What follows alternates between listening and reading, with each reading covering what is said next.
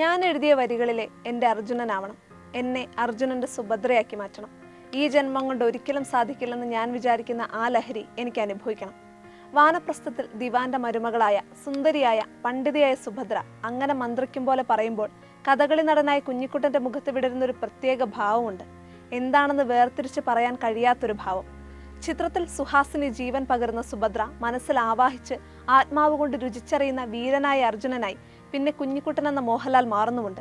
സുഭദ്രയുടെ സ്വപ്നങ്ങളിലെ, സുഭദ്ര എഴുതിയ ആട്ടക്കഥയിലെ പൗരുഷമായി മാത്രം മാറേണ്ടി വരുന്ന കുഞ്ഞിക്കുട്ടൻ്റെ നിസ്സഹായത, ഒടുവിലെ നിർവികാരത മോഹൻലാൽ എന്ന നടന്റെ മാറ്റുരയ്ക്കുന്ന മുഹൂർത്തമാണ്.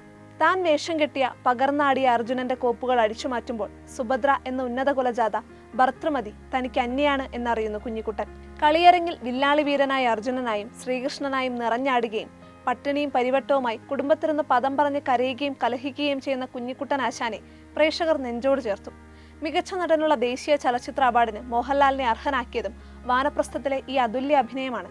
മികച്ച സിനിമ, മികച്ച എഡിറ്റിംഗ് എന്നിവയ്ക്കും വാനപ്രസ്ഥം ദേശീയ പുരസ്കാരം നേടിയിരുന്നു. കുറച്ച് വർഷങ്ങൾക്ക് മുൻപ് ഒരു പ്രമുഖ TV ചാനലിലെ അഭിമുഖത്തിൽ അവതാരകൻ ഷാജി എൻ കരുണിനോട് കുഴപ്പിക്കുന്ന ഒരു ചോദ്യം ചോദിച്ചു.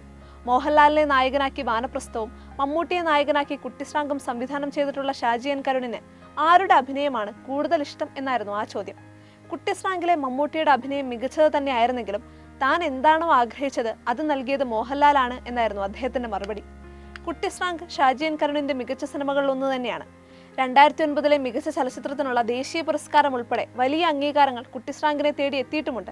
പക്ഷേ മോഹൻലാൽ എന്ന കുഞ്ഞിക്കുട്ടന്റെ പിടച്ചിൽ, നിരാകരിക്കപ്പെട്ട പുരുഷന്റെ പിടച്ചിൽ ഷാജി എൻ കരുൺ എന്ന സംവിധായകന്റെ ഉള്ളിൽ എവിടെയോ വന്നലച്ചിരുന്നു. തീർച്ച മോഹൻലാലിനെ നായകനാക്കി ടി പത്മനാഭന്റെ കടൽ സിനിമയാക്കാനുള്ള ആഗ്രഹം ബാക്കിയാക്കിയാണ് ഷാജി എൻ കരുൺ ഇപ്പോൾ വിട പറഞ്ഞിരിക്കുന്നത്.